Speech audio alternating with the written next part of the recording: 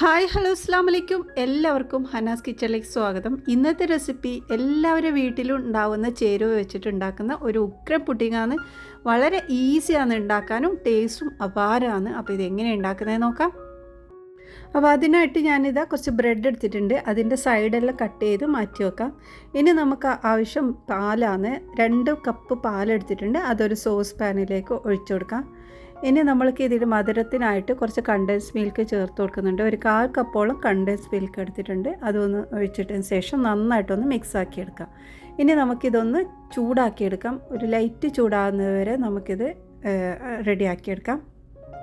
ഈ ഒരു അളവിലെടുത്താൽ തന്നെ ഒരു 10 പേർക്ക് നല്ല രീതിയിൽ തന്നെ കഴിക്കാൻ പറ്റും. നമ്മൾ ചെറിയൊരു പാർട്ടിക്കൊക്കെ ഉണ്ടാക്കുന്നെങ്കിൽ ഈ ഒരു റെസിപ്പി ഫോളോ ചെയ്താൽ മതി. അപ്പോൾ ഇത് നന്നായിട്ടൊന്ന് ഇളക്കിയെടുക്കണം. നമ്മൾ ഇട്ട് മിൽക്ക് മെയ്ഡ് കണ്ടൻസ് മിൽക്കൊക്കെ നന്നായിട്ട് അലിഞ്ഞ് എല്ലാ ഭാഗത്തും ഒരുപോലെ ആക്കി കിട്ടാൻ. അപ്പോൾ ഒരു ചെറുതായിട്ടൊന്ന് ചൂടായ സമയത്ത് ഞാനിതിൽ നിന്ന് കുറച്ച് പാലെടുത്ത് മാറ്റി വെച്ചിട്ടുണ്ട്. ഇനിയിപ്പോൾ നമുക്ക് ഇതിനാവശ്യം കോൺഫ്ലോർ ആണ്. 2 ടേബിൾ സ്പൂണോളം കോൺഫ്ലോർ എടുക്കുന്നുണ്ട്. അതൊരു പാത്രത്തിലേക്ക് ഒഴിച്ചിട്ട് നമുക്കതിലേക്ക് കുറച്ച് വെള്ളം ഒഴിച്ച് നന്നായിട്ടൊന്ന് മിക്സാക്കി റെഡിയാക്കിയെടുക്കാം. ഇത് നല്ല ഈസി ആയിട്ടുള്ള ഒരു പുഡിങ്ങാണ്. കുട്ടികൾക്ക് പോലും ഉണ്ടാക്കാൻ പറ്റും. നമുക്ക് പെട്ടെന്ന് നമുക്ക് പാർട്ടിയൊക്കെ അറേഞ്ച് ചെയ്യുന്നുണ്ടെങ്കിൽ ഈ ഒരു റെസിപ്പി നല്ല ഈസിയാണ്. അപ്പോൾ ഇത് നന്നായി മിക്സാക്കി റെഡിയാക്കി വെച്ചിട്ടുണ്ട്. ഇനി നമ്മൾ പാലിലോട്ട് ഒഴിച്ചു കൊടുക്കാം. പാലിപ്പോൾ ഒരു ഇളം ചൂടേ ഉള്ളൂ. നല്ല ചൂടിലല്ല ഒഴിക്കണ്ടേ, ചെറിയ ചൂടിൽ തന്നെ ഒഴിച്ചു കഴിഞ്ഞാൽ നമുക്ക് പെട്ടെന്ന് ഇളക്കിയെടുക്കാൻ പറ്റും. നല്ല ചൂടിൽ ഒഴിച്ചാൽ നമ്മൾ പാലൊക്കെ ഒന്ന് കട്ട വെച്ചിട്ട് അങ്ങനെ ഉണ്ടാവും. ഒന്നെങ്കിൽ നല്ല തണുത്ത പാലിലേക്ക് ഒഴിച്ച് മിക്സാക്കുക, അല്ലെങ്കിൽ ഇതുപോലെ ചെറിയ ചൂടുള്ള പാലിൽ ഒഴിച്ച് മിക്സാക്കി എടുക്കണം. അപ്പോൾ ഇതുപോലെ നന്നായി മിക്സാക്കി ഇനി നല്ല കുറുക്കിയെടുക്കണം. അപ്പോൾ ഇതിലേക്ക് ഞാനിപ്പോൾ മധുരത്തിനായിട്ട് condensed milk 1/4 cup condensed milk മാത്രമാണ് ഉപയോഗിച്ചത്. കുറച്ച് മധുരമേ ഉണ്ടാവുള്ളൂ ഇപ്പം. അപ്പോൾ നിങ്ങൾക്ക് കൂടുതൽ മധുരമാണ് വേണമെങ്കിൽ അത് കൂടുതൽ എടുക്കാം കേട്ടോ. അപ്പോൾ ഇതിലേക്ക് 2 ടേബിൾ സ്പൂണോളം പഞ്ചസാരയും കൂടി ചേർത്ത് കൊടുത്തിട്ട് നന്നായിട്ടൊന്ന് ഇളക്കിയെടുക്കാം. അപ്പോൾ നല്ല കുറുക്കി വന്നിട്ടുണ്ട്, നല്ല തിക്കായിട്ട് വന്നിട്ടുണ്ട്. ഇനി നമുക്ക് ഫ്ലെയിം ഓഫാക്കി മാറ്റി വെക്കാം. ഇനി ഒരു പാനിലോട്ട് 1/4 കപ്പോളം പഞ്ചസാര എടുത്തിട്ടുണ്ട്. നമുക്കിതൊന്ന് കാരമൽ ചെയ്തെടുക്കാം. കാരമൽ ചെയ്യുമ്പോൾ ഞാൻ വെള്ളം ഒഴിച്ചിട്ടില്ല, അത് ലൈറ്റ് ചെറിയ ഫ്ലെയിമിൽ വെച്ചിട്ട് ഇതുപോലെ ഇളക്കിയെടുത്ത്. അപ്പോൾ ഇതാ നല്ല കളറ് മാറിയിട്ടുണ്ട്. നല്ല കളറ് മാറിയ സമയത്ത് നമുക്കിതിലേക്ക് കുറച്ച് വെള്ളം ഒഴിച്ചിട്ട് നന്നായിട്ടൊന്ന് മിക്സാക്കിയെടുക്കാം. അപ്പോൾ ഇതാ പഞ്ചസാരയെല്ലാം അലിഞ്ഞ് കാരമലായി വന്നിട്ടുണ്ട്. ഈ ഒരു സമയത്ത് നമുക്കിതിലേക്ക് കുറച്ച് വെള്ളം ഒഴിച്ചു കൊടുക്കാം.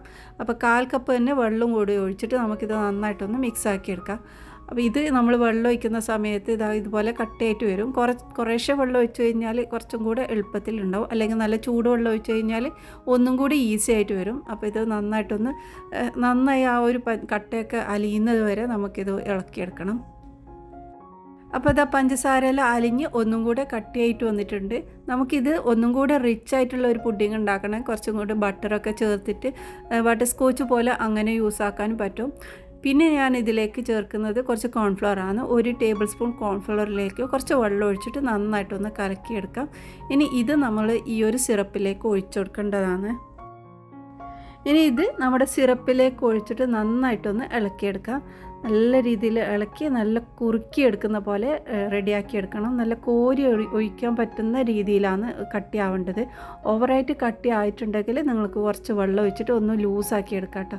അപ്പോൾ ഓവർ ലൂസ് ആവേണ്ട, നമ്മളിങ്ങനെ സ്പൂണോട് കോരി എടുത്ത് ഒഴിക്കാൻ പറ്റുന്ന രീതിയിലാണ് കുറച്ച് കട്ടിയിൽ തന്നെ നിൽക്കേണ്ടതും. അപ്പോൾ നമ്മുടെ ഒരു ലെയറായിട്ട് നിൽക്കുന്ന പോലെയാണ് നമ്മളിത് റെഡിയാക്കേണ്ടത്. ഇനി നമ്മൾ പുഡിങ് സെറ്റ് ചെയ്യുന്ന പാത്രത്തിലോട്ട് നമുക്ക് ഒരു ബ്രെഡ് ഈ ഒരു പാലിൽ നമ്മൾ നേരത്തെ മാറ്റി വെച്ച പാലിലോട്ടൊന്ന് 2 സൈഡ് ഡിപ്പ് ചെയ്തതിന് ശേഷം ഇതിലേക്ക് വെച്ച് കൊടുക്കാം. അപ്പോൾ ആ ഒരു ലെവൽ ഫുള്ളായിട്ട് ഇതുപോലെ പാലിൽ മുക്കിയിട്ട് ബ്രെഡ് ഇതുപോലെ വെച്ച് കൊടുക്കാം. പാലിൽ മുക്കിയിട്ട് തന്നെ വെക്കണം, അപ്പോഴേ സോഫ്റ്റ് ഉണ്ടാവുള്ളൂ കേട്ടോ. അപ്പോൾ ഇതുപോലെ റെഡിയാക്കിയ ശേഷം നമ്മൾ നേരത്തെ ഉണ്ടാക്കി വെച്ച ഈ ഒരു ക്രീം ഇതിൻ്റെ മുകളിലോട്ട് ഒഴിച്ചു കൊടുക്കുക.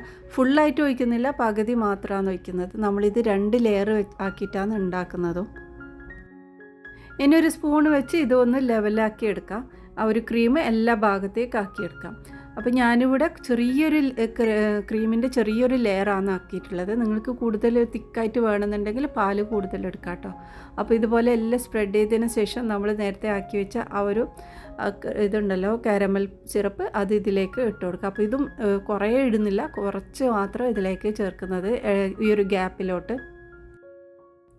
ഇനി ഒരു സ്റ്റിക്കോ കത്തി വെച്ചിട്ട് നമുക്ക് ഇതുപോലെ ആ ഒരു കാരമൽ സിറപ്പ് എല്ലാ ഭാഗത്തേക്കും ഒന്ന് ആക്കി കൊടുക്കാം.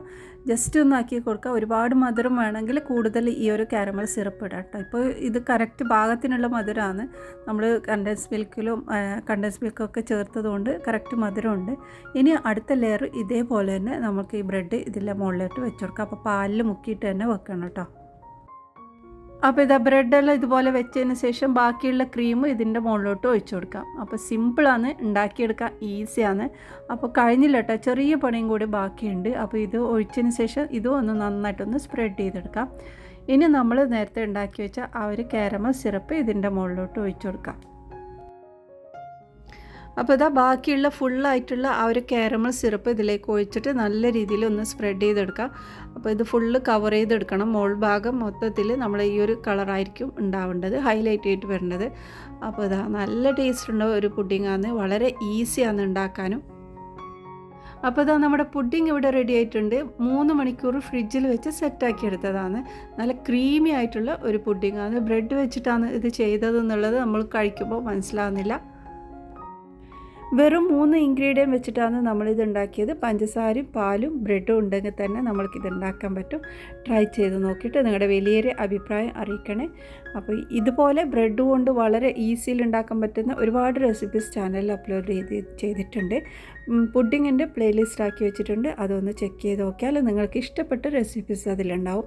അപ്പോൾ ഇന്നത്തെ ഈ റെസിപ്പി ഇഷ്ടമായിട്ടുണ്ടെങ്കിൽ ഒന്ന് സപ്പോർട്ട് ചെയ്യണേ. ഇനി അടുത്ത നല്ല റെസിപ്പിയുമായി വീണ്ടും വരാം. ബൈ.